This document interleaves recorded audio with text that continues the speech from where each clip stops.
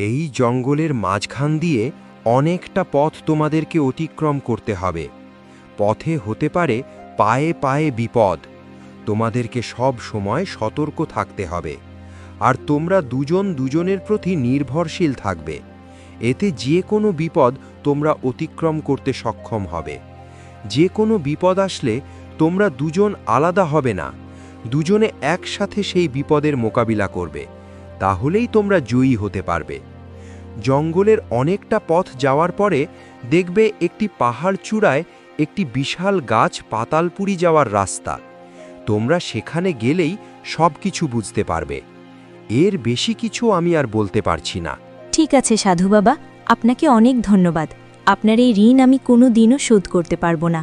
আমাদেরকে আপনি দোয়া করে দিন, আমরা যেন সফল হয়ে আমার দিদিকে ফিরিয়ে নিয়ে আসতে পারি। সোনাকলি সাধুকে বিদায় দিয়ে সেখান থেকে রওনা হয় পাতালপুরীর উদ্দেশ্যে। কিছুটা পথ যেতেই সোনাকলি রাজকুমারকে বলে, আচ্ছা, আপনি আমার সাথে পাতালপুরীতে যাবেন কেন? আপনি ভয় করছেন না? যদি আপনার কোনো বিপদ হয়, প্রাণ সংশয়ও রয়েছে, আমাকে সাহায্য করতে আসছেন কেন? আপনার যদি এখনও আপনার রাজ্যে ফিরে যাওয়ার মন থাকে, তাহলে আপনি যেতে পারেন। আমি একাই আমার দিদিকে ফিরিয়ে আনতে পারব। আমার কোনো সমস্যা হবে না। আপনি একটি মেয়ে মানুষ। আপনি একা একা এই গহীন জঙ্গলের মধ্যে দিয়ে দিনরাত পার করবেন? আমি কিভাবে আপনাকে একা ছাড়ব বলুন? আর আপনি আমাকে বন্ধু ভাবতে পারেন। আমি বন্ধু হিসাবে আপনাকে সাহায্য করতে এগিয়ে আসছি। এতে আমার কোনো সমস্যা হবে না। নিজের ইচ্ছায় আপনার সাথে পাতালপুরীতে যাওয়ার সিদ্ধান্ত নিয়েছি। ঠিক আছে, আপনি যখন বন্ধু হিসাবে আমাকে সাহায্য করতে চাচ্ছেন, চলুন আমরা আর কথা না বাড়িয়ে পাতালপুরীর দিকে যাই। জানি না এ পথ কত দূর, কতটা পথ আমাদের এভাবে অতিক্রম করতে হবে।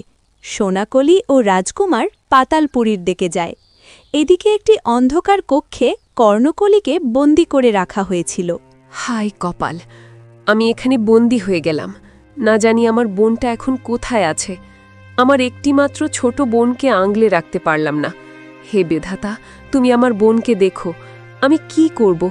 কি করে এই রাক্ষসের ডেরা থেকে বের হতে পারব? আমাকে কিছু একটা উপায় বের করতে হবে। ওদিক দিয়ে হয়তো বের হওয়ার রাস্তা হবে। যাই গিয়ে দেখি। কর্ণকলি রাক্ষসের ডেলা থেকে বের হওয়ার চেষ্টা করে, সামনের দিকে এগিয়ে যায়।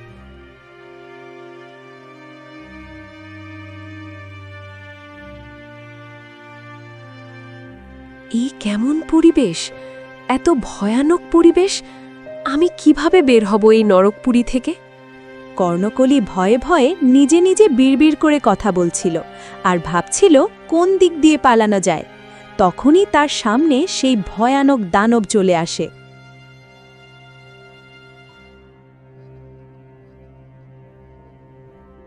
তোকে বলেছিলাম তুই পালানোর চেষ্টা করবি না, তাহলে খুব বড় ভুল করবি। কিন্তু তুই আমার কোনো কথাই শুনিসনি।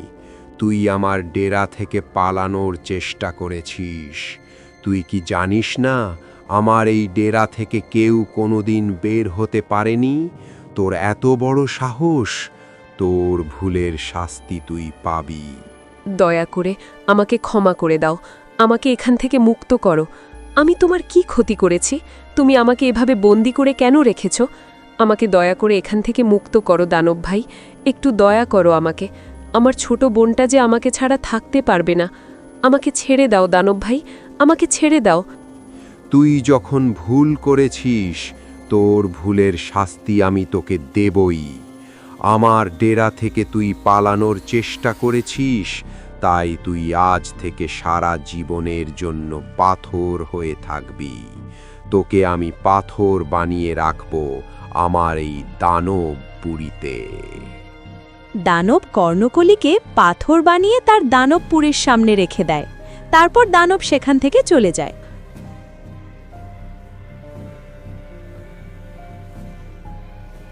আমি সারা জীবনের জন্য পাথরের মধ্যে বন্দী হয়ে গেলাম রে বোন। আমাকে তুই ক্ষমা করে দিস। জানতেও পারবি না যে তোর বোন এই দানবপুরীতে পাথর হয়ে আছে। তুই ভালো থাকিস বাবাকে নিয়ে। আমি বেঁচে থেকেও এ পাথরের মধ্যে জিন্দা লাশ হয়ে বেঁচে থাকব সারা জীবন। এটাই হয়তো আমার ভাগ্যের লেখা ছিল।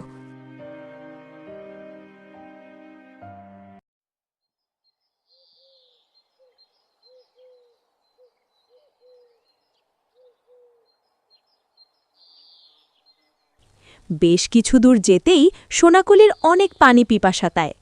এই তো একটি নদী, আমার খুব পানি পিপাসা পেয়েছে, গলাটা একদম শুকিয়ে কাঠ হয়ে গিয়েছে। যাই, এখান থেকে একটু পানি পান করে নিই, নইলে আমি আর হাঁটতে পারছি না, ক্লান্ত লাগছে। সোনাকলি নদের কিনারে গিয়ে যেই পানিতে হাত দেয় তখনই পানির মধ্যে থেকে একটি অপ্সরা বেরিয়ে আসে। কে তুমি?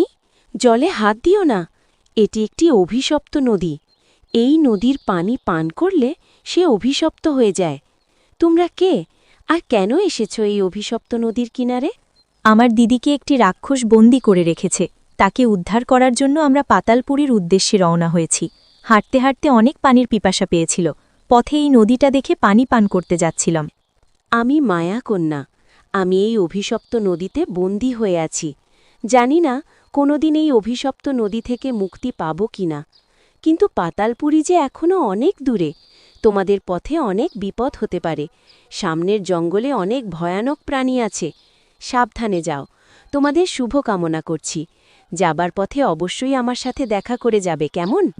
ঠিক আছে মায়াকন্যা, আমরা যেন সফল হয়ে ফিরে আসতে পারি, আমাদের জন্য আশীর্বাদ করবেন।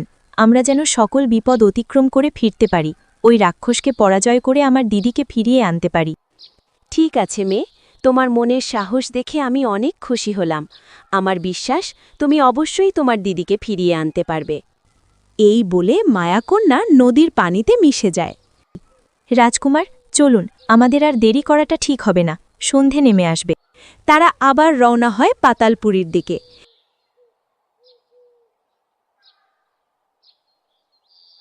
যেতে যেতে সন্ধ্যা নেমে আসে। সন্ধ্যা নেমে এলো, চারদিকটা তো অন্ধকার হয়ে গেল। আমাদের আর সামনে না আগানোটাই ভালো হবে। আমরা বরং আজকে রাতটা এখানেই কাটিয়ে দিই। আপনি এখন একটু বিশ্রাম নিন, আমি আপনার পাশে বসে জেগে থাকব। আর যদি আমরা দুজনেই ঘুমিয়ে যাই তাহলে বিপদ হতে পারে, তাই আমি বলি কি, আপনি একটু বিশ্রাম নিন। সোনাকলি পাহাড়ের এক কোণায় শুয়ে ঘুমিয়ে যায়। পাশে রাজকুমার বসে তাকে পাহারা দেয়। রাজকুমার সোনাকলির দিকে অপরূপ দৃষ্টিতে তাকিয়ে থাকে। মেয়েটি কত সুন্দর ঘুমিয়ে আছে, মনে হচ্ছে নিষ্পাপ একটি মুখ, মায়া ভরা চেহারা তার। দেখে মনে হয় কোনো এক দেশের রাজকুমারী, যে কেউ তার প্রেমে পড়ে যাবে। রাজকুমার যখন এগুলো ভাবছিল তখনই তার কানে ভেসে আসে একটি বাঘের হুঙ্কার। বাঘটা তাদের দিকেই এগিয়ে আসছে। রাজকুমার একটি তলোয়ার হাতে দাঁড়িয়ে যায়। রাজকুমারের হাতে তলোয়ার দেখে বাঘটি সেখান থেকে পালিয়ে যায়। কিছুক্ষণ পর সে আবার শুনতে পায় নেকড়ের ডাক। রাজকুমার আবার তলোয়ার হাতে দাঁড়িয়ে যায় এবং নেকড়েটিও পালিয়ে যায়। কিছুক্ষণ পরে সে দূরে দেখতে পায় একটি ডাইনি রাক্ষসী তাদের দিকে এগিয়ে আসছে। রাজকুমার জলদি সোনাকলিকে ডাক দেয়। এই যে শুনুন, উঠুন, তাড়াতাড়ি উঠুন, আমাদের দিকে একটি ভয়ঙ্কর রাক্ষসী আসছে, আমাদের এখান থেকে পালাতে হবে। সোনাকলি উঠে দৌড় দেয় সামনের দিকে। রাজকুমারও তার সাথে সাথে দৌড়ে পালায়। কিছুক্ষণ পর তারা পৌঁছে যায় একটি জঙ্গলের মধ্যে। তারা পথ হারিয়ে ফেলে। আমরা এটা কোথায় চলে এলাম? চারদিকে তো অন্ধকার, কিছু দেখতেও পাচ্ছি না। কোন দিকে যাব এবার আমরা? অন্ধকারে তো কিছুই দেখা যাচ্ছে না। আপনি এত চিন্তা করবেন না, কোনো একটি উপায় অবশ্যই হয়ে যাবে। কপালে যা আছে তাই হবে, কোনো চিন্তা করবেন না। ভয় পেলে চলবে না, আমাদের সাহস নিয়ে যেতে হবে, তাহলেই আমরা জয়ী হতে পারব। কোনো রকম মনকে নরম করা যাবে না। রাজকুমার ও সোনাকলি দাঁড়িয়ে কথা বলছিল, তখনই সেখানে সাদা পরি আসে। সোনাকলি, তুমি কেন ভয় পাচ্ছ? তোমার তো ভয় পাওয়ার কোনো কথাই আসে না। তুমি তো সাধারণ কন্যা না, তোমার অনেক শক্তি আছে। তুমি চাইলে অনেক কিছুই করতে পারো। তুমি তোমার শক্তি প্রয়োগ করে অন্ধকারকে আলোর নিশানা দেখাতে পারবে, কিন্তু তুমি তার চেষ্টাই করো না। তবে সময় আসলে অবশ্যই চেষ্টা করবে। সাদা পরী, আপনি এসেছেন? আপনি জানেন, আমার দিদিকে একটি দানব ধরে নিয়ে গিয়েছে। আমার দিদিকে খুঁজতে আমরা এখানে এসেছি। একটি ডাইনির আক্রমণে আমরা পাতালপুরী যাওয়ার রাস্তা হারিয়ে ফেলেছি। আপনি আমাদের সাহায্য করুন। তুমি চিন্তা করো না সোনাকলি, আমি সব জানি। আমি তোমাকে সাহায্য করতে এখানে এসেছি। এই নাও, এটা পাতালপুরীর প্রাচীন বই। এই বইয়ে তুমি পাতালপুরী যাওয়ার রাস্তা ও পাতালপুরীর ভেতরে কি রাখা আছে সব কিছু লেখা আছে। তুমি এই বই দেখে অনুসরণ করে খুব সহজেই পাতালপুরীতে গিয়ে ওই তলোয়ারটি নিয়ে আসতে পারবে। আপনাকে অনেক ধন্যবাদ সাদা পরী, আপনি আমার অনেক উপকার করেন। আপনার এসব ঋণ আমি কোনো দিনও শোধ করতে পারব না। আপনি আমার দিদির মতো আমার পাশে ছায়া হয়ে থাকেন সব সময়। আরও একটি কথা, পরীরানী তোমার জন্য একটি জাদু পাঠিয়েছে। এই জাদুকে তুমি যখন যা বলবে তখন সে তাই করবে।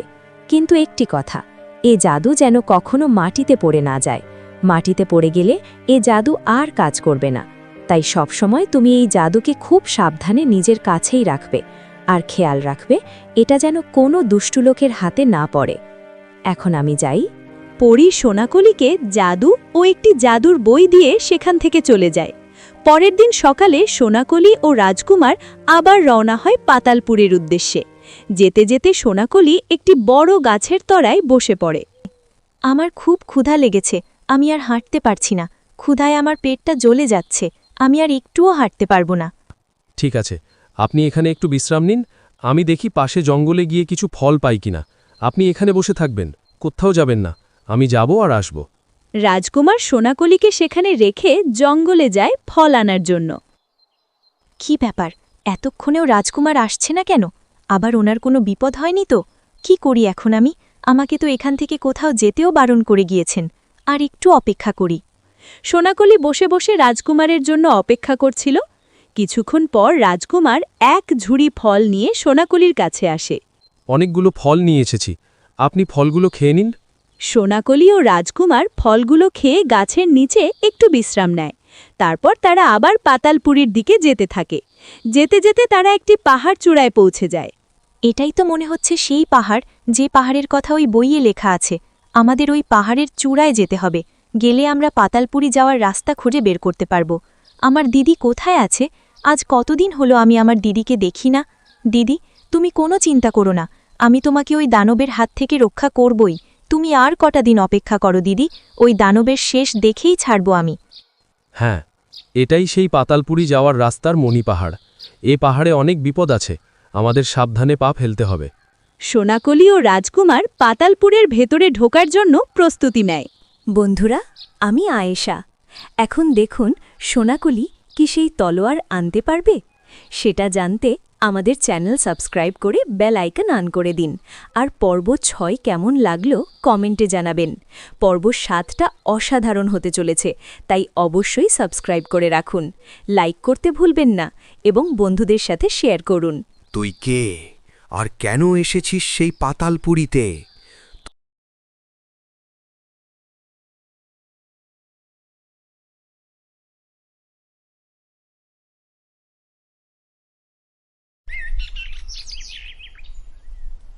সোনাকলি ও রাজকুমার মণি পাহাড়ের দিকে যেতে থাকে। এটাই তো মনে হচ্ছে সেই পাহাড়, যে পাহাড়ের কথা ওই বইয়ে লেখা আছে। আমাদের ওই পাহাড়ে চড়াই যেতে হবে। গেলে আমরা পাতালপুরি যাওয়ার রাস্তা খুঁজে বের করতে পারব। আমার দিদি কোথায় আছে? আজ কত দিন হলো আমি আমার দিদিকে দেখি না। দিদি, তুমি কোনো চিন্তা করো না, আমি তোমাকে ওই দানবের হাত থেকে রক্ষা করবই। তুমি আর কটা দিন অপেক্ষা করো দিদি, ওই দানবের শেষ দেখেই ছাড়ব আমি। হ্যাঁ, এটাই সেই পাতালপুরি যাওয়ার রাস্তার মণি পাহাড়। এ পাহাড়ে অনেক বিপদ আছে, আমাদের সাবধানে পা ফেলতে হবে। রাজকুমার, বইটাতে এই পাহাড়ের কথাই লেখা আছে। এটাই মনে হয় সেই পাহাড় যার মাঝে পাতালপুরি যাওয়ার রাস্তা আছে। আমাদের এখন সেই রাস্তাটি খুঁজে বের করতে হবে। হ্যাঁ সোনাকলি, আমাদের এখন খুব সতর্ক থেকে পাতালপুরীর রাস্তাটি খুঁজে বের করতে হবে। চারপাশে অনেক বিপদ। সাধু বাবার কথা মতো আমাদের দুজনকেই সব সময় এক থাকতে হবে, আর যে কোনো বিপদ মোকাবিলা করতে হবে। চলুন আমরা সামনের দিকে এগিয়ে যাই। সোনাকলি ও রাজকুমার সামনের দিকে এগিয়ে যায়। সামনে এগিয়ে যেতে তারা দেখতে পায় দরজা দিয়ে আলোর রশ্মি বের হচ্ছে। মনে হচ্ছে জাদু ভরা অদ্ভুত একটি দরজা। রাজকুমার, ওই দেখুন, এটাই মনে হয় পাতালপুরীতে যাওয়ার সেই দরজা যেটার কথা সাধু বাবা আমাদের বলেছিলেন। আমরা পেরেছি পাতালপুরি খুঁজে বের করতে। এবার পাতালপুরি থেকে সেই তলোয়ারটা নিয়ে আমি আমার দিদিকে বাঁচিয়ে নিয়ে আসব। হ্যাঁ সোনাকলি, আপনি অবশ্যই পারবেন আপনার দিদিকে ফিরিয়ে নিয়ে আসতে। পাতালপুরীতে আমরা দুজন একসাথে ঢুকতে পারবো না। আপনি আগে ঢুকুন সাবধানে, তারপরে আমি ঢুকব। কোনো বিপদের আশঙ্কা দেখলে আপনি পরীর দেওয়া ওই জাদু দিয়ে সে বিপদের মোকাবিলা করবেন। সোনাকলি পাতালপুরীর মধ্যে ঢুকে যায়। তারপর রাজকুমারও পাতালপুরীর মধ্যে যেই ঢুকতে যায় সে পড়ে যায়। কোনো একটি অদৃশ্য মায়ার দেয়াল তাকে বাধা দেয় পাতালপুরীতে ঢুকতে। রাজকুমার কিছুতেই পাতালপুরীর মধ্যে ঢুকতে পারে না। কি আমি ঢুকতে পারছি না কেন পাতালপুরীতে? সোনাকলি তো খুব সহজেই পাতালপুরীর মধ্যে চলে গেল, আমি কেন যেতে পারছি না? এখন আমি কি করব? সোনাকলির যদি কোনো বিপদ হয় কিভাবে সাহায্য করব? আমি তো ঢুকতেই পারছি না পাতালপুরীর মধ্যে। হে বিধাতা, আমি এখন কি করব? রাজকুমার পাতালপুরীর দরজার সামনে বসে বসে কান্না করতে থাকে। রাজকুমারের কান্না শুনে সেখানে একটি সাধু এসে হাজির হন। কি হয়েছে বৎস? কান্না করছো কেন? তোমাকে তো দেখে মনে হচ্ছে তুমি কোনো এক দেশের রাজকুমার। তুমি এই পাতালপুরীর সামনে কেন এসেছো? এখানে বসে কান্নাই বা কেন করছো বলো? সাধু বাবা, আমিও আমার বন্ধু সোনাকলি একসাথেই পাতালপুরীতে যাওয়ার জন্য এসেছিলাম। সোনাকলির বোনকে পাশের জঙ্গলের একটি দানব বন্দি করে রেখেছে। ওই দানবের থেকে সোনাকলির বোনকে উদ্ধার করার জন্য পাতালপুরীর মধ্যে থেকে একটি জাদুর তলোয়ার নিয়ে যেতে হবে। তাহলে আমরা ওই দানবের হাত থেকে তার বোনকে উদ্ধার করতে পারব। পাতালপুরীর মধ্যেও আমরা দুজনেই ঢুকে যাচ্ছিলাম।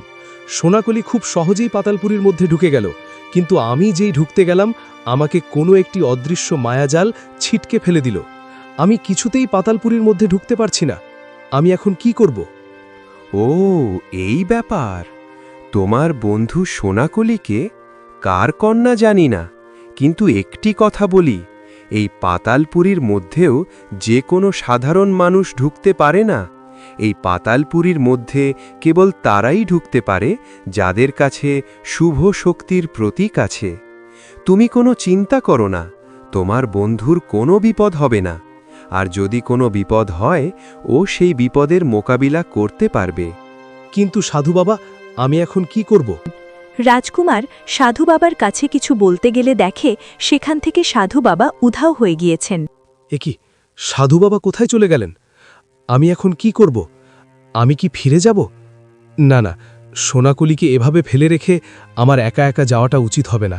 আমি বরং এখানেই অপেক্ষা করি। রাজকুমার সোনাকলির জন্য পাতালপুরীর দরজার সামনে বসে বসে অপেক্ষা করতে থাকে। এদিকে সোনাকলি পাতালপুরীর মধ্যে পৌঁছে যায়। কি, আমি এটা কোথায় চলে এলাম? আর রাজকুমার এখনো এলো না কেন? রাজকুমার কোথায়? সোনাকলি রাজকুমারকে খুঁজে আর এদিকে ওদিকে ছোটাছুটি করে দেখতে থাকে, কিন্তু রাজকুমারকে কোথাও পায় না। রাজকুমারকে তো কোথাও পেলাম না। রাজকুমার কি তাহলে আসেনি? রাজকুমার কি তাহলে এই পাতালপুরীর মধ্যে ঢুকতে পারেনি? জানি না রাজকুমার এখন কোথায় আছে। রাজকুমার খুব ভালো একজন মানুষ। হে বিধাতা, তুমি তাকে সবসময় ভালো রেখো।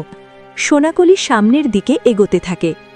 সোনাকলি সামনে যেতে যেতে প্রাসাদের মধ্যে চলে যায়। এটা তো দেখছি পুরাতন প্রাসাদ। এত বড় প্রাসাদ, চারদিকে মশাল জ্বলছে, কিন্তু একটি মানুষও নেই, জীবজন্তুও নেই। এটা কেমন জায়গা? সোনাকলি ভয়ে ভয়ে আরও সামনে এগোতে থাকে। সামনে এগোতে এগোতে সে একটি ভাঙা কক্ষের মধ্যে চলে যায়।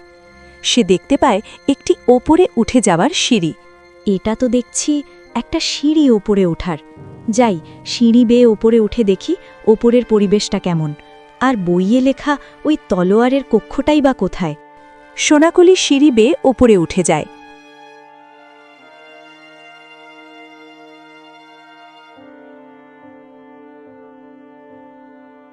চারদিকেই তো রাস্তা। আমি এখন কোন দিকে যাই? আমি বরং সামনের দিকে এগিয়ে যাই, যা আছে কপালে। সোনাকলি সামনের দিকে এগিয়ে যেতে দেখে সামনে একটি প্রাসাদে ঢোকার ভয়ঙ্কর আকৃতির মুখ। এই তো পেয়েছি প্রাসাদ। এটাই তো ওই বইয়ে দেখেছি। এই প্রাসাদের মধ্যে একটি কক্ষে আছে ওই জাদুর তলোয়ার। যাই, আর দেরি করাটা ঠিক হবে না। জলদি প্রাসাদের মধ্যে ঢুকে যাই। সোনাকলি যেই প্রাসাদের মধ্যে ঢুকতে যায়, তার সামনে একটি রাক্ষস চলে আসে। তুই কে, আর কেন এসেছিস সেই পাতালপুরীতে? তোর গা দিয়ে তো মানুষ গন্ধ আসছে। তুই কি মরতে এসেছিস সেই পাতালপুরীতে?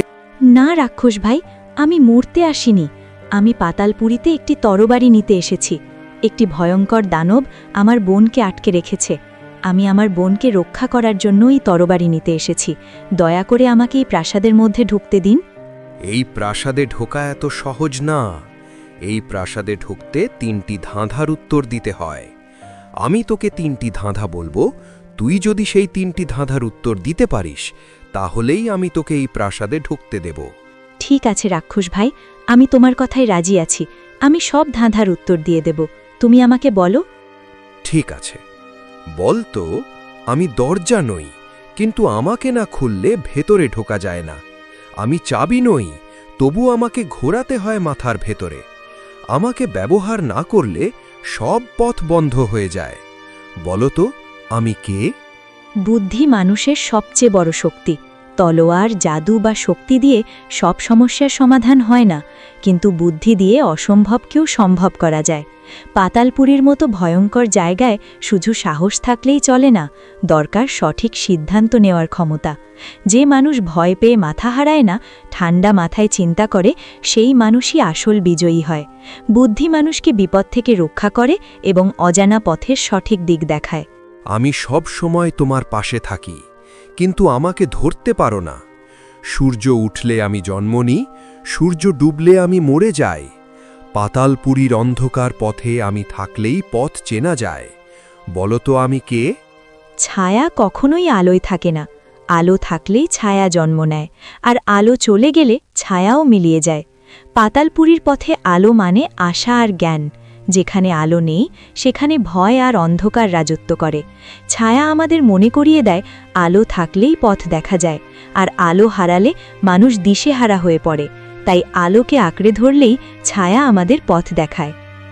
আমার চোখ আছে কিন্তু আমি দেখি না, আমার মুখ আছে কিন্তু আমি কথা বলি না। আমার সামনে দাঁড়ালে রাজা হোক বা ভিখারি, সবাই নিজের আসল রূপ দেখতে পায়। পাতালপুরীর শেষ দরজায় আমি সত্যের বিচার করি। আমি কে? আয়না কখনো মিথ্যে বলে না, সে কাউকে ভালো বা খারাপ বানায় না, শুধু সত্যটাই তুলে ধরে।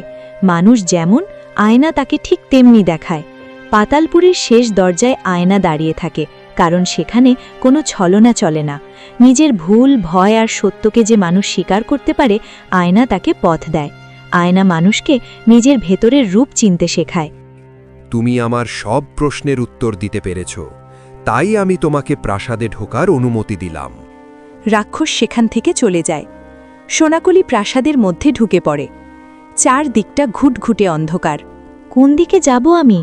এই অন্ধকারে বইটাও তো খুলে দেখতে পারছি না। যাই, সামনের দিকে এগিয়ে যাই। হে বিধাতা, তুমি সব বিপদ থেকে রক্ষা করো। সোনাকলি সামনের দিকে এগিয়ে যায়। সে দেখে সামনে একটি প্রাসাদ। প্রাসাদের অনেকগুলো কক্ষ। একটি কক্ষ থেকে আলোর রশ্মি বের হচ্ছে। এটাই তো সেই প্রাসাদ। এই প্রাসাদে অনেকগুলো দরজা, একটি দরজা দিয়ে আলোর রশ্মি বের হচ্ছে। হ্যাঁ, এটাই আমি বইয়ে দেখেছিলাম, আলোর রশ্মি বের হচ্ছে। ওই কক্ষের মধ্যেই তলোয়ারটি আছে। যাই, জলদি তলোয়ারটি নিয়ে আসি। সোনাকলি যেই সেই কক্ষের দিকে পা বাড়ায়, হঠাৎ তার সামনে একটি কঙ্কাল চলে আসে। এহে, তুই কে আর কেন এসেছিস সেখানে? তুই কি মরতে চাস?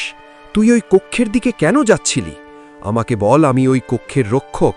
আমি তো তোকে ওই কক্ষের মধ্যে ঢুকতে দেব না। দয়া করে আমাকে বাধা দিও না, আমার অনেক বিপদ। আমার দিদিকে যে একজন দানব বন্দি করে রেখেছে, আমাকে ওই কক্ষে যেতেই হবে। ওই কক্ষ থেকে একটি তরবারি নিতে হবে, নইলে যে আমি আমার দিদিকে বাঁচাতে পারবো না। দয়া করে আমাকে যেতে দাও, আমার সামনে থেকে সরে যাও, দয়া করে। কঙ্কাল সোনাকলির কোনো কথাই শোনে না। সে সোনাকলির দিকে এগিয়ে আসে। তখনই সোনাকলি পরীর দেওয়া সেই জাদু বের করে কঙ্কালের দিকে ধরে। তখন কঙ্কাল সেখানে পড়ে যায়। ভালোভাবে বলেছিলাম, আমার পথ থেকে সরে দাঁড়া। তুই আমার কোনো কথাই শুনিসনি। দেখ তোর কি অবস্থা হলো। এখন পড়ে থাক এখানে। তুই আমাকে কিভাবে আটকাস সেটা আমিও দেখব। সোনাকলি আবার ওই কক্ষের দিকে এগোতে থাকে। তখনই আবার কিছু কঙ্কাল হিড়হিড় করে চলে আসে। সোনাকলি আবার সেই জাদু বের করে সবগুলো কঙ্কালকে মেরে ফেলে। যাক বাবা, বাঁচা গেল এই কঙ্কালগুলোর হাত থেকে। পরীরানীর জন্যই আজ বাঁচলাম। এই জাদু না থাকলে যে আমার কি হতো তা বিধাতাই জানে। যাই, আর কথা না বাড়িয়ে ওই কক্ষের মধ্যে ঢুকে যাই। সোনাকলি ওই কক্ষের মধ্যে ঢুকে যায়।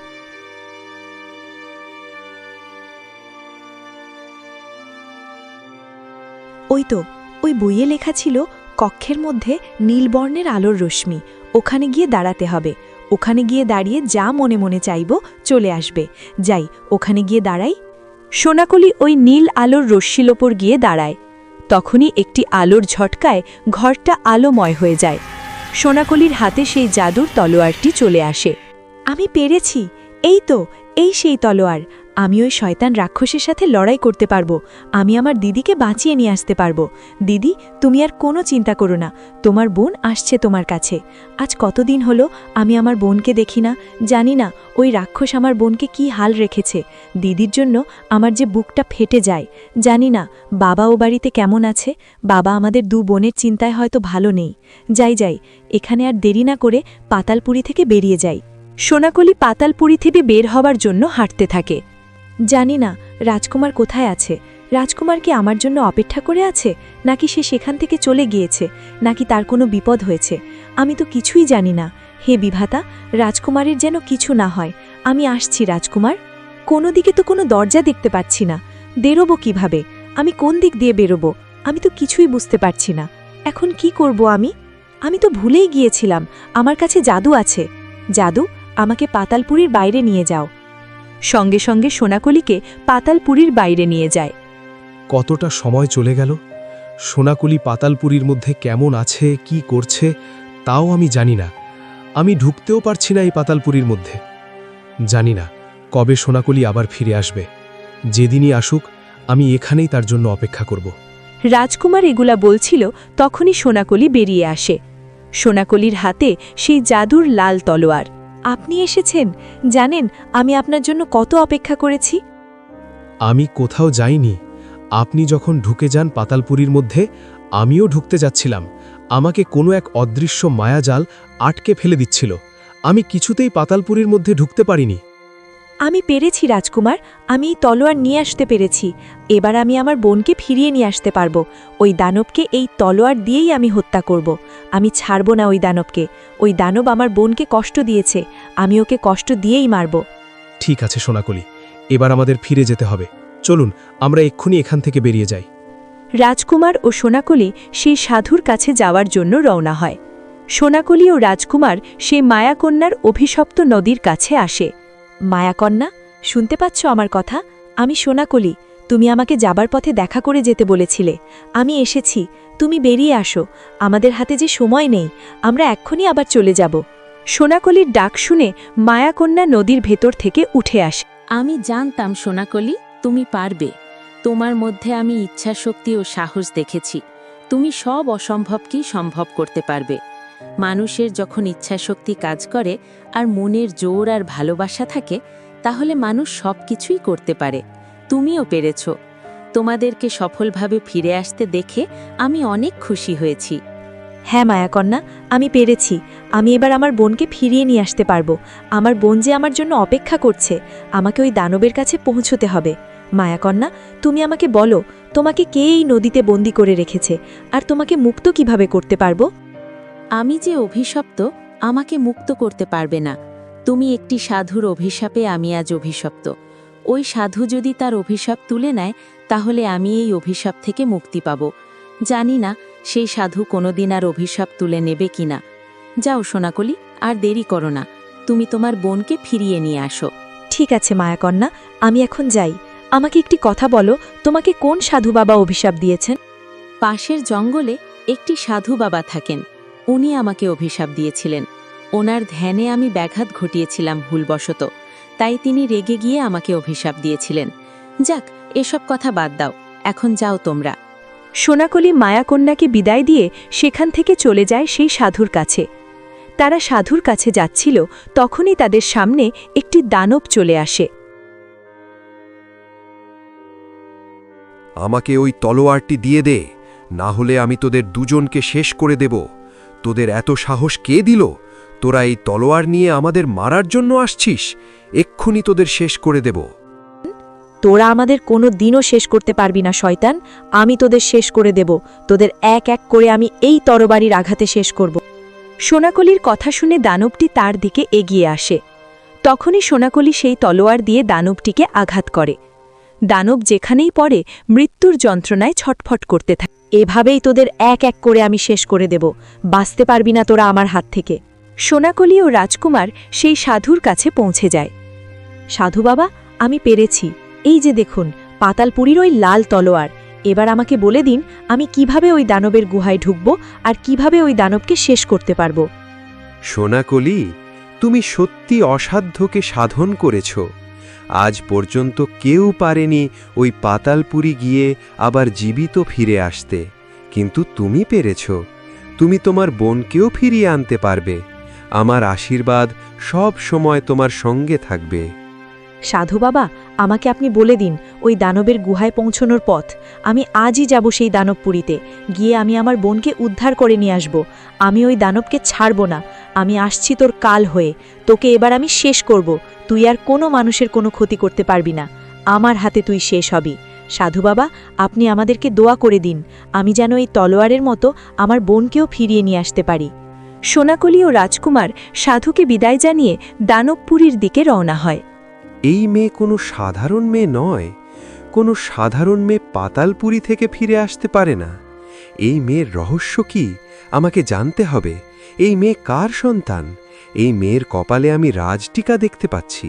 আমাকে সব কিছু জানতে হবে। কি তার পরিচয়?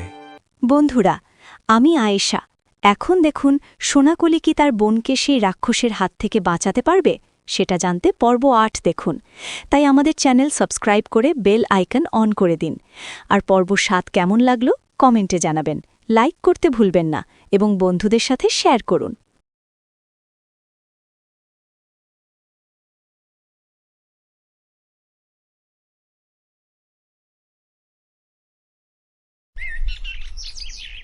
আজ কতদিন হলো তোরা দুই বোন আমার কাছে নেই, একটে বারো আর বাবার ডাক শুনতে পাচ্ছি না। তোদের ছাড়া আমি কিভাবে যে বেঁচে আছি সেটা আমার কপাল আর আমি জানি। তোরা তাড়াতাড়ি ফিরে আয় মা, আমার বুকে ফিরে আয়। তোরা দুই বোন এখন কোথায় আছিস, কেমন আছিস আমি কিছুই জানি না। হঠাৎ করেই দুই বোন কোথায় চলে গেলি? হে বিধাতা, তুমি আমার দুই মেয়েকে আমার বুকে ফিরিয়ে দাও। সোনাকলির বাবা দুই মেয়ের পথ চেয়ে বসে আছে। কবে ফিরে আসবে তার দুই মেয়ে? সেই আশায় সূর্য ধীরে ধীরে উঠছে। আকাশে কমলা আলো ছড়িয়ে পড়ছে। বাতাসে হালকা কাঁপন, যেন রাত্রির অন্ধকার এখনও নিজের ছায়া ফেলেছে। সোনাকলি ও রাজকুমার দানবপুরীতে যাওয়ার পথে একটি পাহাড়ের কোনায় পাথরের ওপর বসে বিশ্রাম নিচ্ছে। হয়েছে যে জাদুর তলোয়ারটি অদৃশ্য করা যায়, নইলে পথে আরও বেশি বিপদ হতো।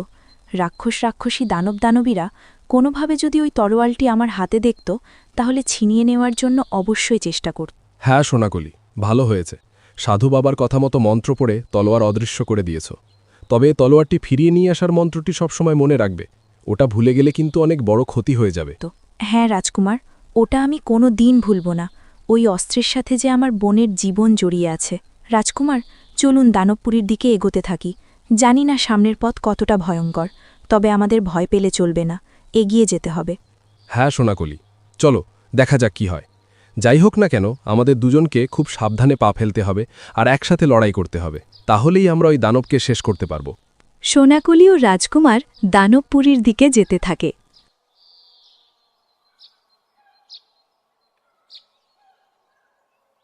পথে তারা একটি জলাশয় দেখতে পায়। রাজকুমার খুব সহজেই লাফ দিয়ে জলাশয় পার হয়, কিন্তু সোনাকলি ভয়ে দাঁড়িয়ে যায়। কি হলো, আসছেন না কেন? লাফ দিয়েই পার হয়ে আসুন, কিচ্ছু হবে না, আমি তো আছি। এত বিপদ মোকাবেলা করতে পারছেন আর এইটুকু পার হতে পারবেন না? ভয় পাবেন না, এগিয়ে আসুন। রাজকুমার, আমি জলাশয়ে খুব ভয় পাই, কখনো নদীতে যাইনি। আমি যদি পড়ে যাই? কিচ্ছু হবে না সোনাকলি, আমি বলছি লাফ দিয়ে পার হয়ে আসুন। ভয়কে জয় করতে হবে সোনাকলি। রাজকুমার সোনাকলিকে সাহস যোগায়। সোনাকলি লাফ দিয়ে ওপারে পার হয়ে যায়। দেখেছেন, আমি বলছিলাম না কিচ্ছু হবে না। মনে সাহস আর জোর থাকলে সব কিছুই করা সম্ভব। কোনো কিছুতে পিছপা হবেন না, সবসময় সামনের দিকে এগিয়ে যাওয়ার চেষ্টা করবেন, তাহলেই আপনি সফল হবেন। হ্যাঁ রাজকুমার, আপনি ঠিকই বলেছেন। সাহস আর মনের জোর থাকলে সব কিছুই করা সম্ভব। সোনাকলি ও রাজকুমার আবার রওনা হয় দানবপুরীর দিকে। রাজকুমার ও সোনাকলি একটি জঙ্গলের মধ্যে পৌঁছায়। চারদিকটা অন্ধকার নেমে আসে। চারদিক থেকে ভেসে আসছে ঝিঝি পোকার ডাক। সোনাকলি, আমাদের আর সামনের দিকে না আগানোটাই ভালো হবে। চারদিকটা অন্ধকার হয়ে এসেছে। আমরা তো এই পথ চিনি না, সামনে কোনো বিপদ থাকতে পারে। আমরা আজকের রাতটা কোনোভাবে এখানেই কাটিয়ে দিই, সকাল হলে আবার রওনা হব। ঠিক আছে রাজকুমার, আমিও তাই ভাবছিলাম। রাত করে ওঠাই আমাদের জন্য ভালো হবে। এ পথ যে আমাদের অচেনা। চারিদিকে নিস্তব্ধ, ঝিঝি পোকার ডাক আসছে, হালকা শীতল বাতাস। রাজকুমার ও সোনাকলি মশাল জ্বালিয়ে বসে বসে গল্প করে। এই তলোয়ারটা সাধারণ কোনো অস্ত্র না রাজকুমার, এটা পাতালপুরীর রাক্ষসকে শেষ করার জন্যই বানানো। বহু বছর আগে ঋষিরা এটাকে আশীর্বাদ করেছিলেন। তাহলে এই তলোয়ারটাই সেই কিংবদন্তির অস্ত্র, যেটার নাম শুনে রাক্ষসরা আজও কেঁপে ওঠে। হ্যাঁ, বলা হয়েছিল এই তলোয়ার শুধু তখনই জ্বলে উঠবে যখন একজন মানুষ ভয়কে হারিয়ে সত্যের পাশে দাঁড়াবে। তাই এতদিন এটা নিশ্চুপ ছিল। আজ বুঝতে পারছি কেন তলোয়ারটা তোমার হাতে এসেছে। তোমার ভেতরের শক্তি একে জাগিয়ে তুলেছে। একমাত্র তুমিই পারবে এই তলোয়ারটির সঠিক ব্যবহার করে রাক্ষসপুরী ও দানবপুরীর অত্যাচারী রাক্ষস ও দানবদের শেষ করতে। আমিও তো সেটাই চাই, আমি যেন আমার দিদির পাশাপাশি আরও সকল অসহায় মানুষের উপকার করতে পারি, আর কাউকেই যেন আর দানবের অত্যাচার সহ্য করতে না হয়। সোনাকলি ও রাজকুমার গল্প করতে করতে রাত পার করে দেয়। ভোরের আলো ফোটার সঙ্গে সঙ্গে তারা আবার রওনা হয় রাক্ষসপুরীর দিকে। পথে যেতে যেতে তারা একটি বিশাল বৃদ্ধ গাছের কাছে পৌঁছায়। গাছটির খুব কাছাকাছি যেতেই হঠাৎ ঝড় শুরু হয়। আকাশে গর্জন ওঠে, গাছের পাতা ছুটে ছুটে উড়তে থাকে। এ কি, এতক্ষণ তো সব ঠিকই ছিল, হঠাৎ কি হলো? আকাশ কালো হয়ে গেল, চারদিকে অন্ধকার নেমে এলো। বাতাস এমনভাবে বাড়তে শুরু করল কেন? একটু আগেও তো আকাশ পরিষ্কার ছিল। আমিও তো বুঝতে পারছি না সোনাকলি, এমন কেন হচ্ছে? এটা কি কোনো বিপদের সংকেত? হে বিধাতা, তুমি আমাদের রক্ষা করো, এই তুফান থামিয়ে দাও। এই পথ দিয়ে যেতে পারবে না। এই পথ দিয়ে যেতে হলে আমার 3টি ধাঁধার উত্তর দিতে হবে। যদি সঠিক উত্তর দিতে পারো তবে যেতে পারবে এই পথ দিয়ে। ঠিক আছে, আমরা সঠিক উত্তর দেওয়ার চেষ্টা করব। আপনি বলুন আপনার ধাঁধা। বলো তো, একটি জিনিস আছে, তার মুখ আছে কিন্তু সে কথা বলে না, তার পেট আছে কিন্তু সে খায় না, তার পিঠ আছে কিন্তু সে বোঝা বহন করে না, তার ভেতর দিয়ে নদী যায়, পাহাড় যায়, শহর যায়, কিন্তু সে কখনো নড়ে না, হাঁটে না, পালায় না। দিনে মানুষ তাকে দেখে পথ চিনে নেয়, রাতে মানুষ তাকে দেখে দিশা খুঁজে পায়। সে নিজে কোথাও যায় না, কিন্তু মানুষকে হাজার জায়গায় পৌঁছে দেয়। মানচিত্র। মানচিত্রের মুখ আছে মানে সামনে দেখা যায়, পেট আছে মানে ভেতরে অনেক তথ্য থাকে, পিঠ আছে মানে উল্টো দিক থাকে। মানচিত্রের ভেতর দিয়ে নদী, পাহাড়, রাস্তা, শহর আঁকা থাকে, কিন্তু মানচিত্র নিজে কখনো নড়ে না। মানুষ মানচিত্র দেখে পথ চিনে নেয়, হারিয়ে গেলে দিক খুঁজে পায়। তাই মানচিত্র নিজে স্থির থেকেও সবাইকে পথ দেখায়। দ্বিতীয় ধাঁধা। আমি আছি কিন্তু আমাকে ধরা যায় না, আমি চলি কিন্তু আমার পা নেই, আমি থামি না কিন্তু আমার বিশ্রাম নেই, আমি সবার জন্য সমান, ধনী গরিব রাজা প্রজা কাউকে ছাড়ি না, আমার জন্য মানুষ হাসে, আমার জন্য মানুষ কাঁদে, আমার জন্য জীবন বদলে যায়। সময়। সময়কে হাত দিয়ে ধরা যায় না, কিন্তু সে সব সময় চলছে। তার কোনো পা নেই, তবুও সে থামে না। সময় কারোর জন্য অপেক্ষা করে না। রাজা হোক বা গরিব, সবাই সময়ের অধীন। সময় সুখ আনে, দুঃখ আনে। সময় মানুষকে বড় করে, আবার শেষও করে। তাই এই অদৃশ্য কিন্তু শক্তিশালী জিনিসটাই হলো সময়। ঠিক আছে, এবার আমার 3 নাম্বার ধাঁধার উত্তর দিয়ে তোমাদের পথ তোমরা পরিষ্কার করে নাও। আমি জন্মাই অন্ধকারে, কিন্তু অন্ধকারকে তাড়াই। আমি নিজে পুড়ে শেষ হয়ে যাই, কিন্তু অন্যকে আলো দিই। আমি ছোট হলে ঘর আলো করি, আমি বড় হলে শহর আলো করি। বাতি বা আলো সাধারণত অন্ধকারেই জ্বলে ওঠে আর অন্ধকার দূর করে। মোমবাতি নিজে পুড়ে শেষ হয়ে যায়, কিন্তু অন্যদের আলো দেয়। ছোট বাতি একটি ঘর আলোকিত করে, আর বড় আলো পুরো শহর আলোকিত করতে পারে। তাই আলো নিজে শেষ হলেও অন্যকে পথ দেখায়। 3টি ধাঁধার উত্তর তুমি দিতে পেরেছ। তোমরা এবার এই পথ দিয়ে যেতে পারো। আস্তে আস্তে সবকিছু ঠিক হয়ে যায়। সোনাকলি ও রাজকুমার রওনা হয় রাক্ষসপুরীর দিকে। রাক্ষসপুরীর খুব কাছে গিয়ে সোনাকলি রাজকুমারকে বলে, রাজকুমার, ওই যে দেখা যাচ্ছে, ওটাই রাক্ষসপুরী। আমরা সামনের দিক দিয়ে যেতে পারবো না, রাক্ষসপুরীর পেছনের দরজা দিয়ে চুপি চুপি ঢুকতে হবে। সোনাকলি ও রাজকুমার রাক্ষসপুরীর মধ্যে ঢুকে যায়। সোনাকলি রাক্ষসপুরীর মধ্যে ঢুকতেই দেখে তার বোনকে একটি পাথরের মূর্তি বানিয়ে রেখেছে। তুমি দেখো আমার দিদিকে, ওই রাক্ষস পাথর বানিয়ে রেখেছে। এবার আমি কিভাবে আমার দিদিকে আমার মানুষ রূপে ফিরিয়ে আনব?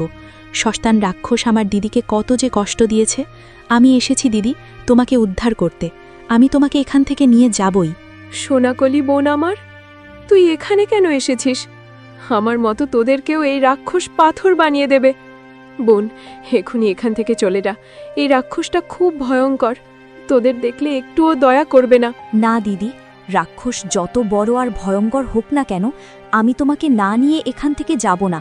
আমি তোমাকে মুক্ত করবই, আর এই শয়তান রাক্ষসকেও ধ্বংস করে দেব। তুমি ভয় পেও না দিদি। বোন, এখান থেকে পালিয়ে যা, রাক্ষস আসার সময় হয়ে গেছে। তোদের এখানে দেখলে কাউকেই জীবিত ছাড়বে না। যা বোন। ঠিক তখনই দানবটি এসে হাজির হল। কে রে, এখানে কে এসেছিল? চারদিকে মানুষের গন্ধ পাচ্ছি। তাড়াতাড়ি বল, এখানে কে এসেছিল? আমি জানি না এখানে কে এসেছিল, আমি কাউকে দেখিনি। রাক্ষসপুরীতে মানুষ আসবে কিভাবে? হয়তো আমার গন্ধই তুমি পাচ্ছ। না না না, এটা অন্য মানুষের গন্ধ। তুই আমাকে মিথ্যে বলছিস। এক্ষুনি বল, না হলে তোকে আগুনে পুড়িয়ে মারব।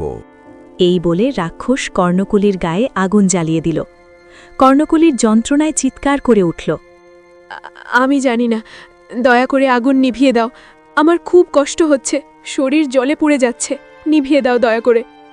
যতক্ষণ না তুই সত্যি বলবি, ততক্ষণ এই আগুনের যন্ত্রণা সহ্য করবি। দেখি তুই কতক্ষণ চুপ থাকতে পারিস। আমি জানি এখানে কেউ এসেছিল। শয়তান রাক্ষস, তুই আর কত আমার বোনকে কষ্ট দিবি? এবার তোর সব জুলুম অত্যাচারের শেষ হবে। আমি আসছি তোর সব অন্যায়ের বিনাশ করতে। দাঁড়াও সোনাকলি, এভাবে অস্ত্রহীন অবস্থায় ওই দানবের সামনে যাওয়া ঠিক হবে না। তোমার সেই অস্ত্রটি আগে হাতে নাও, তারপর রাক্ষসের কাছে গিয়ে তোমার বোনকে বাঁচাও। রাজকুমারের কথা মতো সোনাকলি মন্ত্র পড়তে শুরু করল। মুহূর্তের মধ্যেই চারদিক আলোময় হয়ে উঠল, আর সেই জাদুর লাল তলোয়ারটি সোনাকলির হাতে এসে হাজির হল। তলোয়ার হাতে নিয়েই সোনাকলি তার বোনকে বাঁচাতে দৌড়ে গেল সেই ভয়ঙ্কর রাক্ষসের বিনাশ করতে।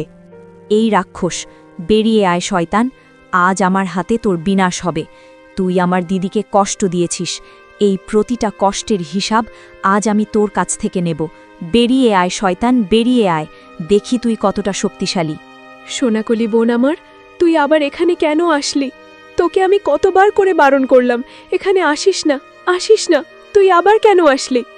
কে রে, কার এত বড় সাহস? আমার গুহায় ঢুকেছিস, আবার আমার নাম ধরে চিৎকার করছিস। তোদের কি মরার ইচ্ছে হয়েছে? মরতে এসেছিস এই রাক্ষসপুরীতে? এই তলোয়ার তুই কোথায় পেলি?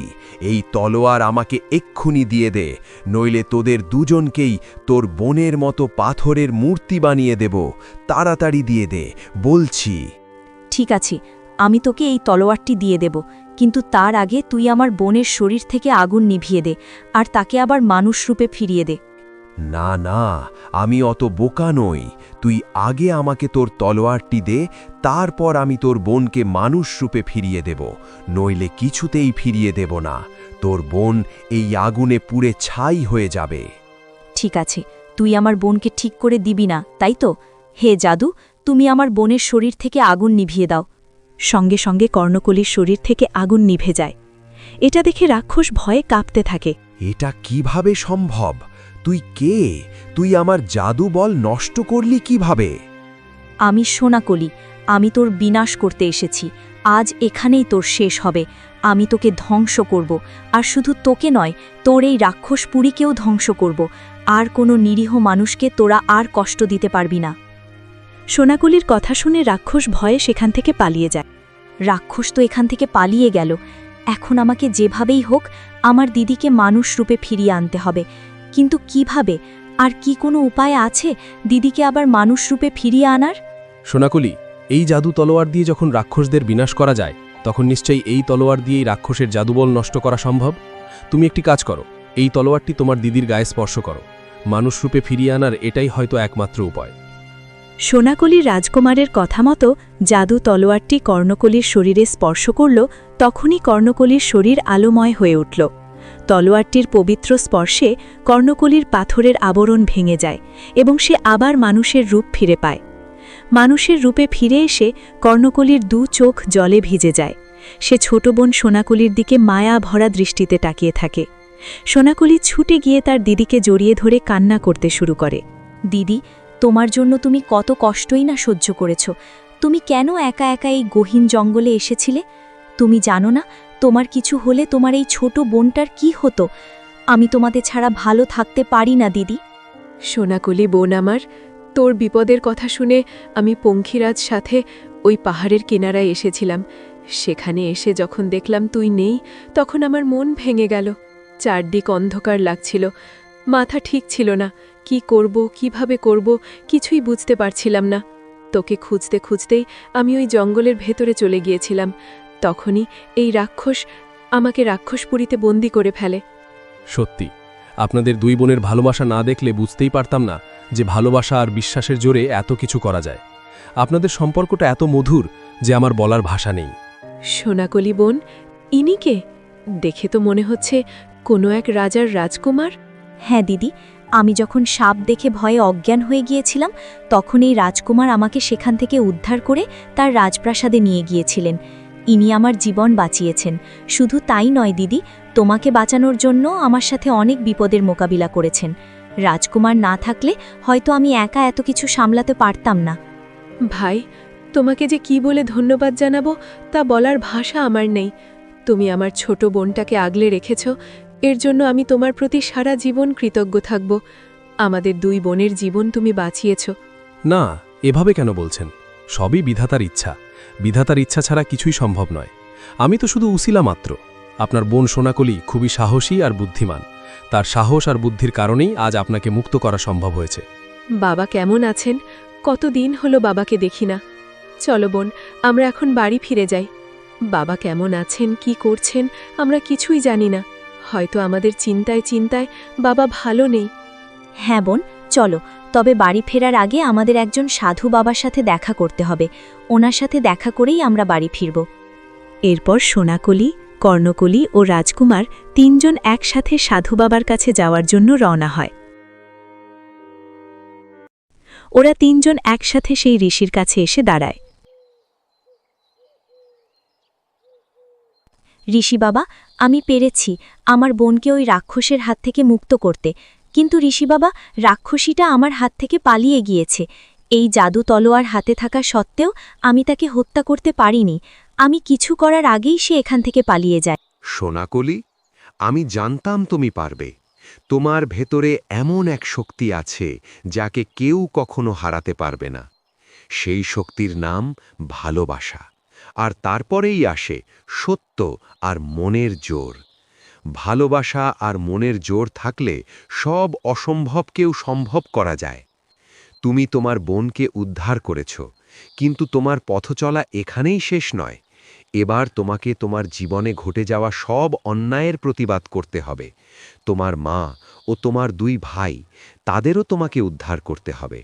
সামনে তোমার জীবনে আরও অনেক ঝড় আসবে, কিন্তু শক্ত হাতে সব কিছুর মোকাবিলা করতে হবে। ঋষি বাবা, আমার আদরের একমাত্র ছোট বোন সোনাকলি। ওর কিছু হলে আমি ঠিক থাকতে পারি না। ওর অতীতে যা কিছু হয়েছে সব ভুলে কি আমরা শান্তিতে আমাদের মতো করে জীবনযাপন করতে পারি না? আমি চাই না আমার বোনের জীবনে আর কোনো বিপদ আসুক।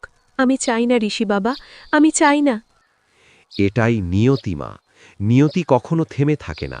সোনাকলির ভাগ্য অনেক কঠিন। সে সোনার পালঙ্কে জন্ম নিয়েও সেই পালঙ্কে ঘুমানোর সৌভাগ্য পায়নি। তার বসে থাকলে চলবে না। তার মাথার ওপর অনেক দায়িত্ব। একদিন একে একে তাকে সব দায়িত্ব পালন করতে হবে। তবে মনে রেখো, সোনাকলি, একসময় তুমি হবে সৌভাগ্যের প্রতীক, শুভ শক্তির এক আশ্চর্য ক্ষমতার অধিকারী। এর বেশি আমি আর বলতে পারছি না। ঠিক আছে ঋষি বাবা, আমরা এখন যাই। আমাদের জন্য দোয়া করবেন যেন আমরা সব কাজে সফল হতে পারি এবং সব অন্যায়ের প্রতিবাদ করতে পারি। ঋষির কাছ থেকে বিদায় নিয়ে সোনাকলি, কর্ণকলি ও রাজকুমার একসাথে বাড়ির উদ্দেশ্যে রওনা হয়।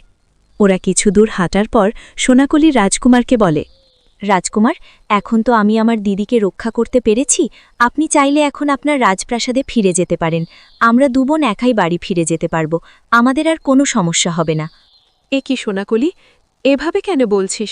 ভাই, তুমি কি এখনই তোমার রাজপ্রাসাদে ফিরে যেতে চাও, নাকি আমাদের সাথে আমাদের বাড়িতে গিয়ে একটু ঘুরে আসো? আমাদের কোনো সমস্যা হবে না।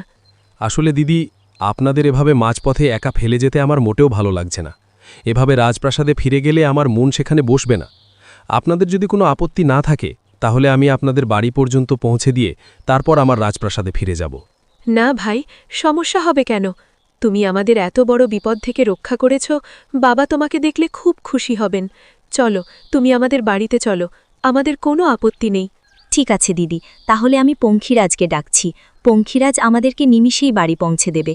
সোনাকলি মন্ত্র পড়ে পঙ্খিরাজকে ডাকতে শুরু করল। কিছুক্ষণের মধ্যেই আকাশ ভেঙে বিশাল পঙ্খিরাজ সেখানে হাজির হল। বলুন মালিক, আমি আপনার কি সাহায্য করতে পারি? পঙ্খিরাজ, তুমি আমাদের বাড়িতে নিয়ে চলো। খুব তাড়াতাড়ি আমরা বাড়ি ফিরতে চাই। ঠিক আছে মালিক, আপনারা তিনজন আমার পিঠে শক্ত করে ধরে বসুন। আমি নিমিষেই আপনাদের বাড়িতে পৌঁছে দেব। তারপর সোনাকলি, কর্ণকলি ও রাজকুমার তিনজন পঙ্খিরাজের পিঠে চেপে বসে।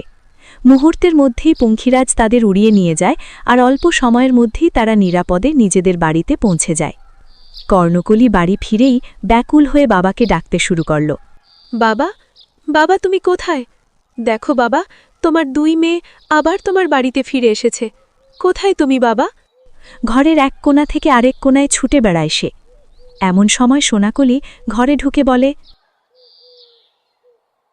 দিদি, বাবাকে পেয়েছ? আমিও তো বাইরে চারপাশে খুঁজে দেখলাম, কিন্তু বাবাকে কোথাও পেলাম না। আমার মনে হয় বাবা মাঠে গেছেন। চলো দিদি, আমরা মাঠে যাই। হ্যাঁ রে বোন, চলো। বাড়িতে তো বাবা নেই, কতদিন বাবাকে দেখি না। বাবার জন্য মনটা কেমন জানি করছে। চল, দেরি না করে মাঠেই যাই। বাবাকে খুঁজতে খুঁজতে মাঠের দিকে এগিয়ে যায়।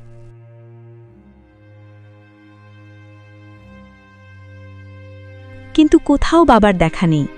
ফেরার পথে হঠাৎ তাদের চোখে পড়ে একটি পুরনো গাছের নিচে একজন বৃদ্ধা মহিলা বসে আছেন। সোনাকলি এগিয়ে গিয়ে, দাদিমা, তুমি কি আমাদের বাবাকে দেখেছ? আমরা দুবোন খুব বিপদে পড়ে গিয়েছিলাম, তাই এতদিন বাড়িতে ফিরতে পারিনি। আজ বাড়ি ফিরে বাবাকে কোথাও খুঁজে পাচ্ছি না। তুমি কি জানো আমাদের বাবা কোথায় গেছেন? কেন বাছা, তোরা কি কিছুই জানিস না? তোর বাবা তো আর নেই রে মা। গত পরশুই গ্রামবাসী মাঠের মধ্যে তোর বাবাকে মৃত অবস্থায় পড়ে থাকতে দেখে। তোদের খবর দিতে চেয়েছিল সবাই, কিন্তু তোরা কোথায় আছিস কেউ জানত না। তাই বাধ্য হয়ে তোর বাবাকে কবরস্থানে দাফন করে। না, এটা হতে পারে না। আমার বাবা মারা যেতে পারে না। বাবা আমাদের ছেড়ে চলে যেতে পারে না দিদি। বুড়িমা এসব কি বলছে দিদি? আমার বাবা কোথায়? তুমি আমার বাবাকে এনে দাও। আমরা এখন কাকে বাবা বলে ডাকব? বাবা, তুমি ফিরে এসো। দেখো বাবা, তোমার দুই মেয়ে আবার তোমার বুকে ফিরে এসেছে। দিদি, তুমি কিছু বলছো না কেন? আমার বাবা কোথায়? বলো দিদি, আমি আমার বাবাকে চাই। আমি আমার বাবাকে চাই। হে বিধাতা, তুমি আমার বাবা কেন নিয়ে গেলে? আমার বাবাকে তুমি ফিরিয়ে দাও। আমরা এতিম হতে চাই না। কাঁদিস না রে মা, একদিন আমাদের সবাইকেই এই দুনিয়া ছেড়ে চলে যেতে হবে। তোর বাবাও বিধাতার ডাকে সাড়া দিয়ে চলে গেছেন। এখন আর কেঁদে কি হবে? যা বাছা দুবোন, বাড়ি ফিরে যা। এত অল্প বয়সেই তোরা মা বাবা দুজনকেই হারালি। সবই বিধাতার ইচ্ছা। শক্ত হমা, বাড়ি ফিরে যা। সোনাকলি ও কর্ণকলি কান্না করতে করতে বাড়ি ফেরে। ঘরের মধ্যে বসেছিলেন রাজকুমার। তাদের এমন অবস্থায় দেখে রাজকুমার অবাক হয়ে জিজ্ঞেস করেন, কি হয়েছে আপনাদের? আপনারা কাঁদছেন কেন? আর আপনার বাবা কোথায়? আপনারা কি তাকে খুঁজে পাননি? আমাদের বাবাকে আমরা আর এই দুনিয়ায় খুঁজে পাবো না ভাই। বাবা আমাদের দু বোনকে ছেড়ে চিরদিনের জন্য চলে গেছেন। আমরা দু বোন একেবারে একা হয়ে গেলাম। এই দুনিয়ায় এখন আমাদের আর কেউ রইল না। ছোটবেলাতেই মাকে হারিয়েছি। বোনটাকে আমি নিজের বুকে আঁকড়ে ধরে মানুষ করেছি। বোনকে বাঁচাতে গিয়ে বাবাকেও হারিয়ে ফেললাম। এ সব কিছুর জন্য আমিই দায়ী। ধবলকে হারালাম, ধবলি যদি জমিদারের মেয়ের ফুলগাছ না খেত তাহলে আমার বোনটাকে পরীদের কাছে যেতে হতো না, কোনো বিপদও আসতো না। বাবাকে নিয়ে আমরা খুব ভালোই ছিলাম। আজ বাবা আমাদের ছেড়ে চিরতরে চলে গেলেন। এখন আমরা কি করব ভাই? দিদি, আপনারা কাঁদবেন না। আমরা কেউই এই দুনিয়াতে চিরদিন থাকার জন্য আসিনি। সবাইকেই একদিন এই দুনিয়া ছেড়ে চলে যেতে হয়। জানি না আপনারা আমার কথায় কি মনে করবেন, তবে আমি একটা কথা বলতে চাই, যদি আপনারা কিছু মনে না করেন। আপনাদের বাবা তো আর বেঁচে নেই। আপনারা দু বোন এই বাড়িতে একা থাকলে আপনাদের মন আরও খারাপ হবে। তাই আমি বলছি, যদি কিছু মনে না করেন, আপনারা আমার রাজপ্রাসাদে গিয়ে কিছুদিন ঘুরে আসুন। আপনাদের মনটা একটু ভালো হবে। পরে না হয় আবার নিজের বাড়িতে ফিরে আসবেন। বিশ্বাস করুন দিদি, আপনাদের মনের অবস্থা আমি বুঝতে পারছি। না ভাই, সেটা কেমন করে হয়? বাবা আমাদের ছেড়ে চলে গিয়েছেন। আমরা বাবা নেই এই বাড়িতেই থাকব, কোথাও যাব না। আর তোমার রাজপ্রাসাদে গেলে মানুষ আমাদের কি বলবে? ভাই হয়ে বলছি, আমার কথা রাখুন। দয়া করে আমার রাজপ্রাসাদে চলুন। আপনাদের কেউ কিছু বলবে না, সম্মানের সাথেই থাকতে পারবেন। থাক ভাই, আমরা কোথাও যেতে চাই না। বন্ধুরা, আমি আয়েশা। এখন দেখুন সোনাকলি আর কর্ণকলি কি রাজকুমারের সঙ্গে যাবে আর তাদের সঙ্গে কি ঘটবে সব কিছু জানতে পর্ব 10 দেখুন। তাই আমাদের চ্যানেল সাবস্ক্রাইব করে বেল আইকন অন করে দিন। আর পর্ব 9 কেমন লাগলো কমেন্টে জানাবেন। লাইক করতে ভুলবেন না এবং বন্ধুদের সাথে শেয়ার করুন।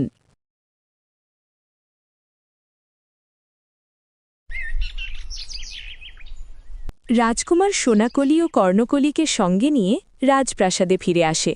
বিশাল প্রাসাদের ফটক পেরিয়েই রাজকুমার জোরে জোরে ডাকতে থাকে, আমি যান, কোথায় তুমি? বেরিয়ে এসো তো। দেখো আমি কাদের নিয়ে এসেছি। চারদিকে তাকিয়ে রাজকুমার আবার বলে, এ ব্যাপার কি? প্রাসাদটা এত ফাঁকা কেন? কাউকে তো দেখছি না। কিছুক্ষণ পর রাজপ্রাসাদের ভেতরের কক্ষ থেকে রানীমা ধীরে ধীরে বেরিয়ে আসেন। রাজকুমার, তুমি এসেছো বাবা? তুমি কোথায় গিয়েছিলে এতদিন? আমরা সফর থেকে ফিরে এসে দেখি তুমি প্রাসাদে নেই। পাহারাদারদের জিজ্ঞেস করেছিলাম, ওরা বলল অনেকদিন ঘরেই তুমি প্রাসাদে ফিরে আসনি। আর তোমার পিতা বাণিজ্যে গিয়েছেন, তাই আমি ঠিকভাবে খোঁজও নিতে পারিনি। বলো তো বাবা, কোথায় ছিলে তুমি? আর এই মেয়ে দুটোই বা কারা? রাজকুমার মৃদু হাসি দিয়ে সামনে এগিয়ে আসে। হঠাৎ দ্রুত পায়ে হেঁটে সেখানে এসে হাজির হয় রাজকুমারের ছোট কাকিমা।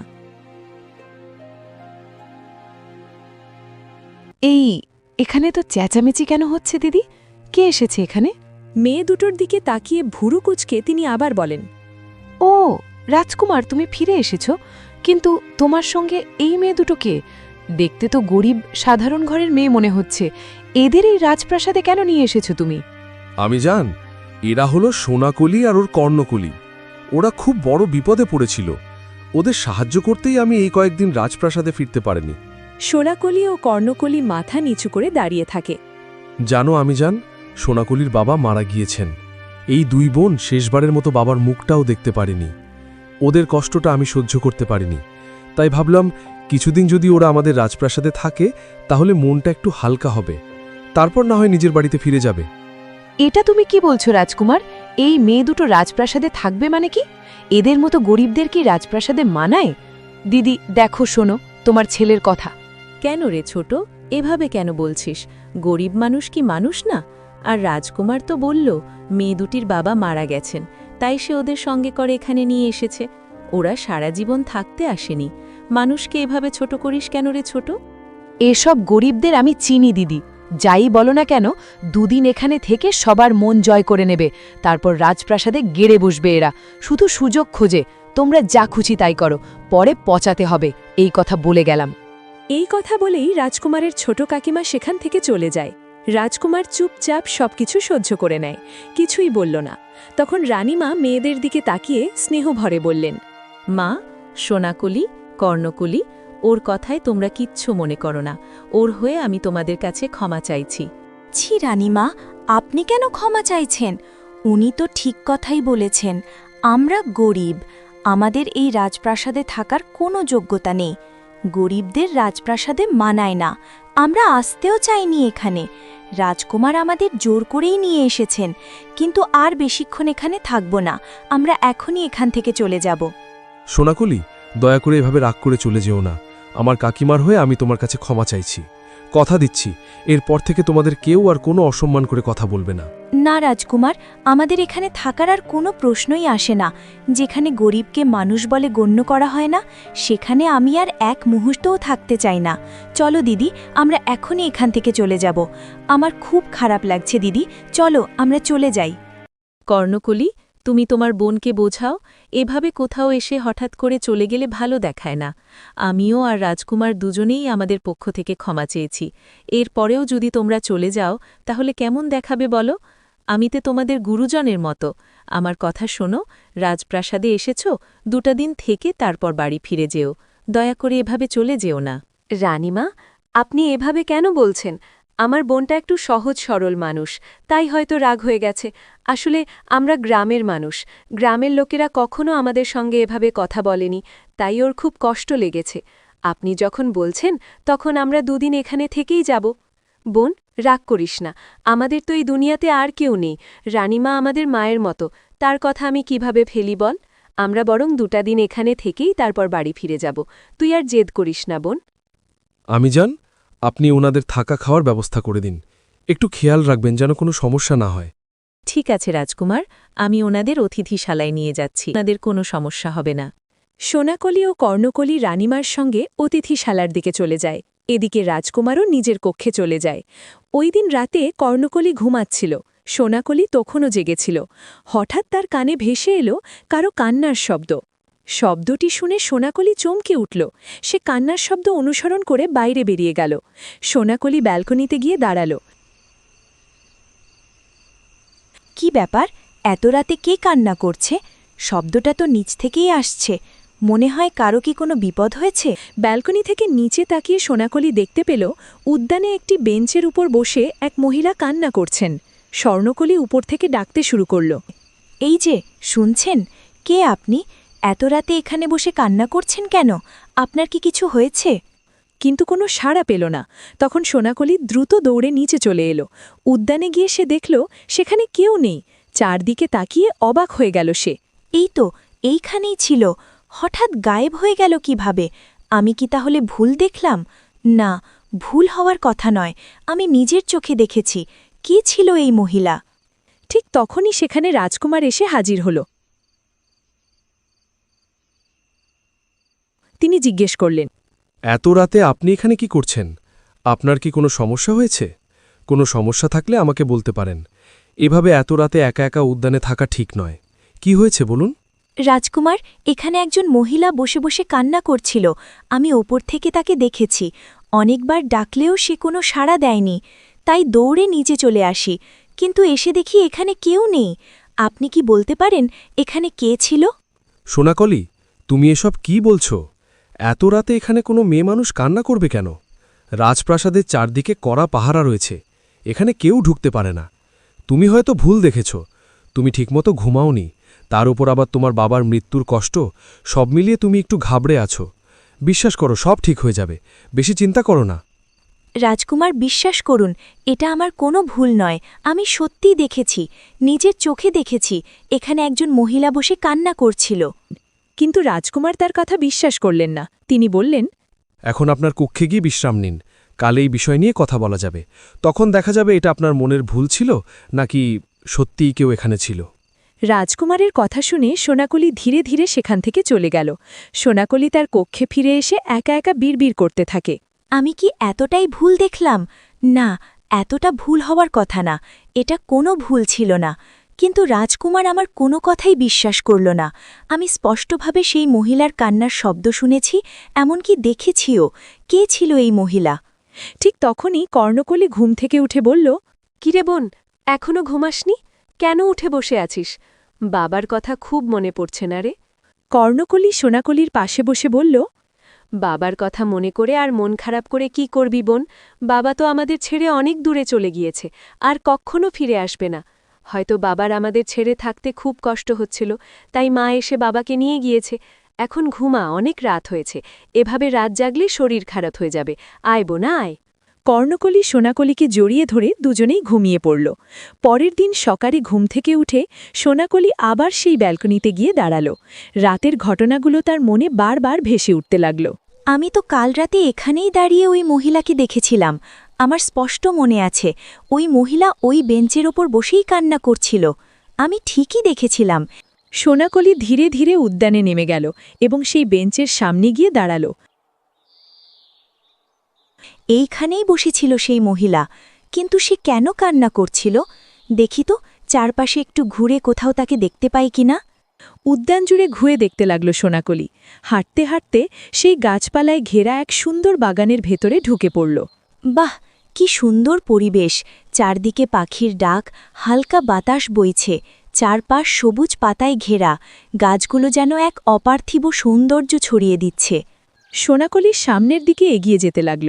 এদিকে রাজকুমার ব্যালকনিতে দাঁড়িয়ে সোনাকলির কথাই ভাবছিল। মেয়েটি কত সহজ সরল, আর দেখতে কত মিষ্টি, আবার কতটা সাহসীও বটে। ওকে দেখলে আমার এত ভালো লাগে কেন? আমি কি ওকে ভালোবেসে ফেলেছি? আর ভালোবাসবই না বা কেন? এত সুন্দর মানুষকে কি কেউ ভালো না বেসে থাকতে পারে? আমি সত্যিই সোনাকুলিকে ভালোবেসে ফেলেছি, কিন্তু সোনাকুলি কি আমাকে ভালোবাসবে? এই সব ভাবনায় ডুবেছিল রাজকুমার। ঠিক তখনই সেখানে কর্ণকলি এসে দাঁড়ায়। রাজকুমার, তুমি এখানে একা? সোনাকলি কোথায়? ওকে তো কোথাও দেখতে পাচ্ছি না। আমি ভেবেছিলাম ও তোমার সাথেই আছে, কিন্তু এখানে এসে দেখি তুমি একা দাঁড়িয়ে আছো। তাহলে সোনাকলি কোথায় গেল? কেন দিদি, সোনাকুলি তো এখানে আসেনি। আমি তো জানতাম সোনাকুলি আপনার সাথেই আছে। হয়তো উদ্যানে গিয়ে একা একা বসে আছে। আপনি একটা কাজ করুন, উদ্যানে গিয়ে চারপাশে দেখুন, আর আমি জানের কাছে গিয়ে দেখি ও সেখানে আছে কিনা। এই মেয়েটাকে নিয়ে আমি আর পারছি না। একা একা কোথায় যে যায় কিছু বলেও যায় না। এদিকে রানীমা ও মন্ত্রীপত্নী বসে গল্প করছিল। যাই বলো দিদি, রাজকুমার মেয়ে দুটিকে রাজপ্রাসাদে আশ্রয় দিয়ে একদম ঠিক কাজ করেনি। দেখে নিও কোনো অঘটন ঘটিয়ে বসবে। আর দিদি, মহারাজ তো আমার মেয়ের সাথেই রাজকুমারীর বিয়ের কথা পাকা করে রেখেছেন। রাজকুমার যেন ওই দুই মেয়ের ফাঁদে না পড়ে বসে, নইলে কিন্তু আমি ওদের ছেড়ে কথা বলবো না। সবাই তো চাইবে রাজকুমারের ভালো মানুষের সুযোগ নিয়ে রাজপ্রাসাদের রানী হতে। ছোট, থাম তো, এসব কথা শুনে আমার একদম ভালো লাগছে না। কেন রে, তোর মাথায় কি শুধু খারাপ চিন্তাই আসে? ভালো চিন্তা করতে পারিস না? মানুষকে নিয়ে সবসময় মানুষের ব্যাপারে ভালো ভাব, তাতেই ভালো হবে। ঠিক তখনই রাজকুমার রানীমাকে ডাকতে ডাকতে কক্ষে ঢুকে পড়ে। আমি জান, তোমার কাছে কি সোনাকুলি এসেছে? আমি ওকে কোথাও খুঁজে পাচ্ছি না। মেয়েটি একা একা কোথায় গেল? আমি ভেবেছিলাম তোমার কাছেই আছে, কিন্তু এসে দেখি তুমি আর কাকিমা আছো। হয়তো তা থেকে কিছু চুরি করে নিয়ে পালিয়ে গেছে। ওসব মেয়েদের ধান্দা আমি বুঝি। আমি তো আগেই বলেছিলাম এদের রাজপ্রাসাদে ঠাঁই দিও না। এবার দেখো রাজপ্রাসাদ থেকে কি হারায়। গরিব ফকিরদের কি আর বিশ্বাস আছে? কাকিমা, তুমি চুপ থাকো। কাল অনেক কথা বলেছ, আমি কিছু বলিনি, কিন্তু মনে করো না তুমি যা ইচ্ছা তাই বলবে আর আমি চুপ করে সহ্য করব। সব গরিব মানুষ এক নয়। গরিব হলেই যে চোর হবে, খারাপ হবে, এটা কোনো কথা না। দুনিয়াতে যেমন খারাপ মানুষ আছে তেমন ভালো মানুষও আছে। ভুলে যেও না, এই রাজ্যে প্রমাণ ছাড়া কাউকে দোষী করা হয় না। এরপর থেকে ওদের নিয়ে আর কোনো বাজে কথা বলবে না। এই কথা শুনে রাজকুমার রেগেমেগে সেখান থেকে বেরিয়ে যায়। দেখেছ দিদি, দেখেছ তোমার ছেলে আমার মুখে মুখে কথা বলল, আমাকে গুরুজন আমাকে সম্মানটুকু দিল না।